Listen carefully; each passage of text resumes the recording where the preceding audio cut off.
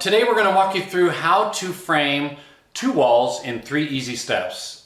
We've already produced a video that walks you through how to frame a wall in 3 easy steps. We've been a lot of comments and questions as far as viewers on how to frame 2 walls and join them together. Okay, so simple process. We're going to show you how to do so. In the meantime, we're going to go through the exact same process on how to frame a wall in 3 easy steps. So it'll be a little bit repetitive, but good for the learning experience. As you can see over here, we've got our lumber. These are 2x4s. You can pick them up at your local home improvement store. As you can see, I've cut these down. These are 8-foot long 2x4s. I've cut these down to 4-foot lengths just for the explanation purposes. So just assume that these are 20-foot long or longer if you wanted to make them that long, but whatever it takes to fit your space. A lot of subscribers are asking about basement rehab and filling in walls. You can make these walls whatever length you want. Okay, so just assume they're as long as you need for the space. But basically, I'm going to do 2 for example. I'm going to do 2 4-foot walls. Okay. And then we'll show you how to join them together. I've got a top and bottom plate, equal dimension. And then to reiterate how we lay out, I pull from the very end. We're gonna have a stud there. We're gonna have a stud 15 1/4. We're gonna have a stud 31 1/4. And then we're gonna have one on the very end. As if these walls were, an arbitrary length, 20 feet, 16 feet. Doesn't matter, just follow that same layout, okay? So I'm gonna do the same thing over here. I cut my top and bottom plate. I'm gonna mark 15 1/4, 31 1/4, and then one on the very end. The reason why we do a quarter back, right? Studs are 16 inches on center, but as we mentioned in previous videos, the reason why we do a 1/4 inch back or 3/4 of an inch back is so that when we start our drywall on the inside edge of the wall here, wherever it lands, we want it to land center on the stud. So if I put my drywall, usually comes in 8-foot pieces. If I put my drywall on this wall and my stud is here, it's gonna land right there, right on the edge of where the drywall needs to be versus 3/4 of an inch back. So it's basically just allowing for backing support or backing when we go ahead and put the wallboard in, okay? So that's the reason why we do that. So I've got my 2 plates laid out, okay? I'm gonna transfer them over to our space where we're gonna install them. And that would be the next step in our process, okay? So layout, very simple, 16 inches on center. If you wanna go 3/4 of an inch back, great. That's the first step. All right, so now we've kind of cleared out our space. Again, we're framing 2 walls versus 1. Previous video, we showed 1 long wall, how to frame it in 3 easy steps. We're doing the same process, but with 2 walls, okay? So as you can see, I put my bottom plate down, my top plate down. Again, this is all somewhat redundant because we went through this before. Key component here is just making sure that when you see all the marks that we previously made, when you transfer them up, we don't want to flip the plate around. For example, we don't want to put the plate like this and move it up. We want to keep everything how it is, because if we do that, everything's going to be off as our measurement. So we want to make sure we keep it how it was and just transfer it all the way up. All right? So that's that. Then we take our studs, which are over here, we put them in, and then we fasten everything together. We've got our studs here, you can see.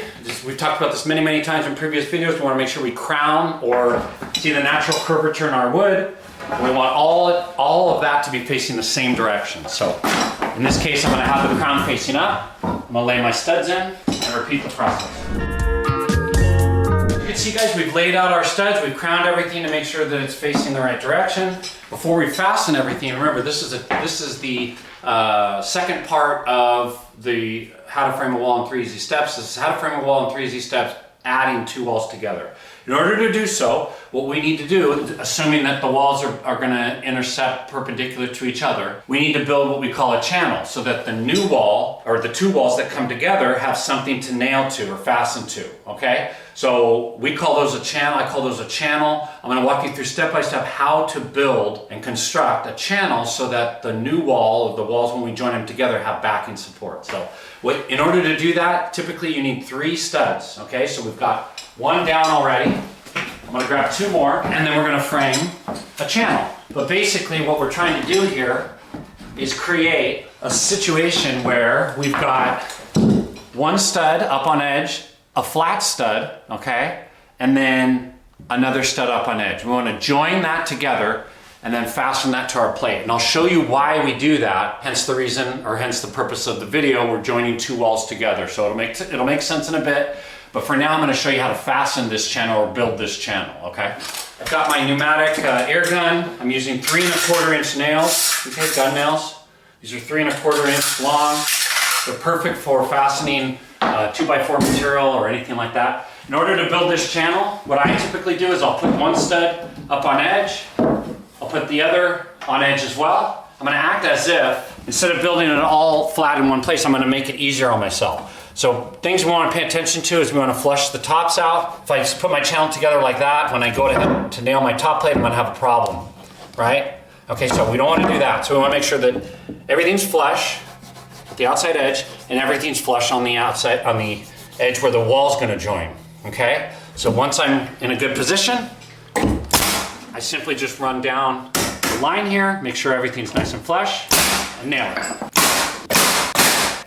So that's the first part of the channel. Then I roll it, flip it up, and then add my other stud. And we repeat the process over again. Flush it out, and go ahead and nail it down. So as you can see, we built our channel. If you look at it from the top, it's 3 pieces of wood, right? We've got our stud on edge, our flat piece, and then another stud on edge. Looking at it from a different angle, you can see that's what we call a channel. So I'm gonna kind of put it in place right here where it goes, keeping my X on the same mark. Basically what we did now is we created a backing support for a wall to intercept. Once we put this wall up, it'll make total sense. Now I fasten, roll my plate up, and fasten all my studs. To fasten my studs to my top plate, I'm using 2 nails, right? Making sure that my fingers are out of the way. 1, 2. Same thing here. Paying attention to my marks, making sure that I'm not contradicting myself. So the X is on that side, right? Marked it, X on that side. On the channel, I just nail it up. So now we just go down to the bottom plate, we nailed our top, go down to the bottom, and just make sure all of our marks are in the same position, and we rinse and repeat. All right, so you can see down on the ground, we framed our first wall. It's only 4 feet long, okay? Could be 20 feet long if you want, but the important thing is we showed you 16 inches on center, and now we installed what we call a channel. This is as if a wall is gonna be intercepting here, okay? So the next wall we're gonna frame is gonna be the wall that joins this wall, okay? We do not need to build a channel for this wall because it's gonna join this wall, which has already has a channel. So standard business here, I'm gonna put my studs 16 inches on center, which we already marked, fasten everything, and then we'll put the walls up and we'll show you how they fasten together.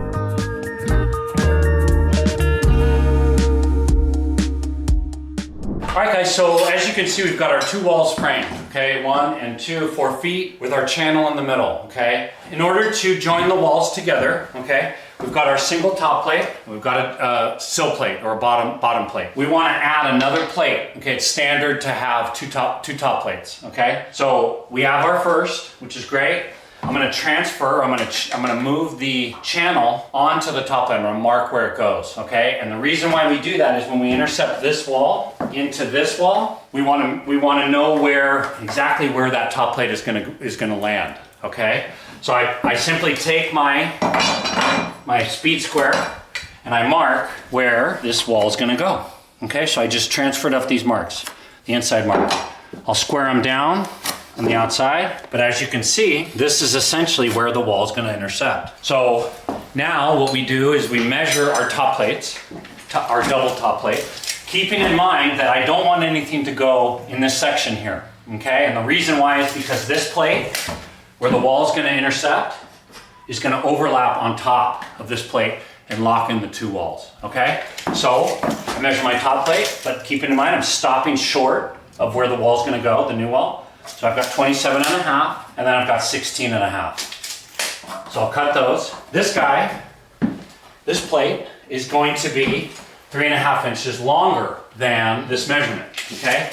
And the reason why is if I cut this top plate even, then it's gonna butt up against this plate. What we want it to do is when we're fastening 2 walls together is we want this plate, the wall that's joining this wall, we want that plate to overlap on top of this plate so that it creates a good connection. So in essence, what we're doing is we have a wall which is this one.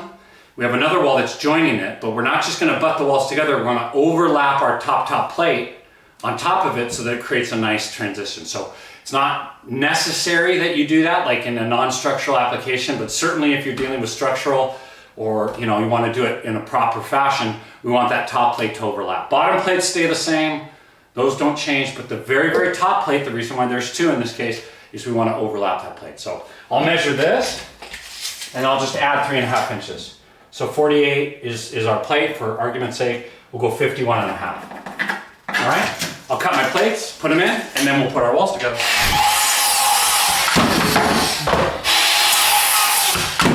All right guys, so you can see I've cut my top plates, my double top plate. Okay, so here's the single, here's the double.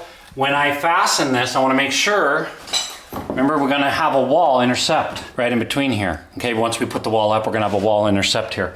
We do not want to go past that mark, because if we do, then when we go to our top plate, once it goes in, it won't fit inside. Okay, so we want to make sure, if anything, we can hold it back a little bit. There's no harm in holding that top plate back from this line. We want to make sure we give ample space, okay? So I'm going to fasten this, keeping in mind that I don't want to go past that line. Fastening it, you just stagger your nails. Same thing on this side. I don't want to overlap onto that channel or where that top plate's going to go, so I'm going to pull back a little bit. Now on this side, guys, you can see I'm running my plate long, okay? And what I usually do to do this is I'll take a 2x4, just a scrap piece, keeping in mind that we're gonna have a wall intercepting here, so I'll just run my plate as a guide. If I go like this, it's too far. It's gonna be sticking into the ceiling. I wanna hold it back. Again, hold it back a little bit if that's okay, there's no problem there. Use it as a guide, and I'm ready to fasten. So same process, just keeping the plate a little long. This is just, we're using this as an example to show you how to frame a wall in 3 easy steps. So this wall is not actually being applied here. We're not actually adding a wall, but assuming that you were, this is the type of application you would have. So as you can see, now that we've put the wall up, we've got our studs 16 inches on center, right? And then we've got our channel, okay? We're gonna put a new wall inside and we're gonna overlap our plate on top, okay? A lot of comments that we're getting from subscribers is, how do we fasten to the sill, or how do we fasten to the plywood? In case we've got a wood subfloor, okay, so we're on the second level of the house. So simply get your wall in place and just nail directly down into the plywood, okay? Keeping in mind there might be plumbing or something running underneath, so you want to be cognizant of that. If at all possible, you want to try to find out which direction the floor joists are running. In this case, they're running this way. You can see because there's a seam right here where the plywood is connected.